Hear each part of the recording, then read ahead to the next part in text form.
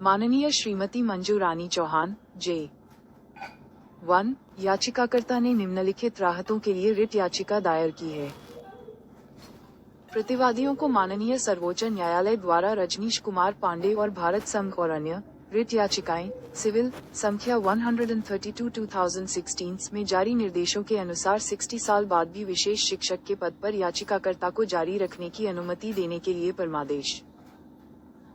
1 रजनीश कुमार पांडे और भारत संघ और अन्य रिट याचिकाएं सिविल संख्या 132/2016 में माननीय सर्वोच्च न्यायालय द्वारा पारित आदेश की ओर ध्यान आकर्षित करते हुए याचिकाकर्ता के विद्वान वकील प्रस्तुत करते हैं कि विशेष बच्चों को पढ़ाने वाले कार्यरत और दैनिक वेतन भोगी विशेष शिक्षकों के वेतनमान के मामलों की जांच के लिए एक स्क्रीनिंग कमेटी का गठन किया जाना है और यदि शिक्षक पढ़ाने के लिए सक्षम, योग्य पाए जाते हैं तो उन्हें नियमित किया जाना था।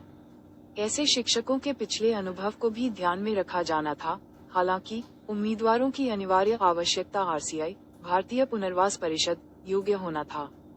वह आगे प्रस्तुत करते हैं कि सर्वोच्च न्यायालय ने यहां तक कहा है कि जो सभी व्यक्ति पिछले कई वर्षों से पढ़ा रहे हैं उन्हें स्क्रीनिंग कमेटी द्वारा विचार किया जाना था, उम्र में छूट पर विचार किया जाना था।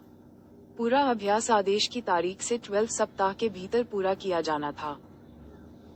2 निर्देशों के आधार पर प्रतिवादियों के विद्वान वकील प्रस्तुत करते हैं कि माननीय सर्वोच्च न्यायालय द्वारा पारित आदेश के अनुसार विशेष बच्चों के साथ शिक्षक छात्र अनुपात की पहचान करने के लिए निर्देश दिए गए थे। स्वीकृत पदों की संख्या, जिसके बाद निम्नलिखित निर्देशों का पालन किया जाना था। कानून के जनादेश के अनुसार विशेष जरूरतों वाले बच्चों को शिक्षा प्रदान करना कि उनके पास विशेष जरूरतों वाले बच्चों को शिक्षा प्रदान करने वाले शिक्षकों के लिए स्वीकृत पद हैं। 1 छात्र शिक्षक अनुपात किए जाने और शिक्षकों की पहचान किए जाने के बाद चयन प्रक्रिया अभी शुरू होनी बाकी है। याचिकाकर्ता को माननीय सर्वोच्च न्यायालय द्वारा पारित आदेश में अपनी शिकायत पर विचार करने के लिए प्रतिवादी अधिकारियों से संपर्क करना चाहिए था। हालांकि उसने सक्षम प्राधिकारी के समक्ष शिकायत उठाए बिना तत्काल रिट याचिका दायर की है। इस प्रकार रिट याचिका समय से पहले है।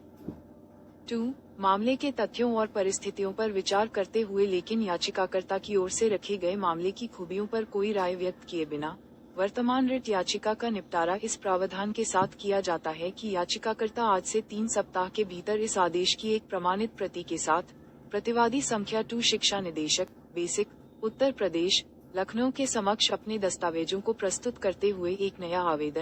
अभ्यावेदन प्रस्तुत कर सकता है, जैसा कि सलाह दी जा सकती है।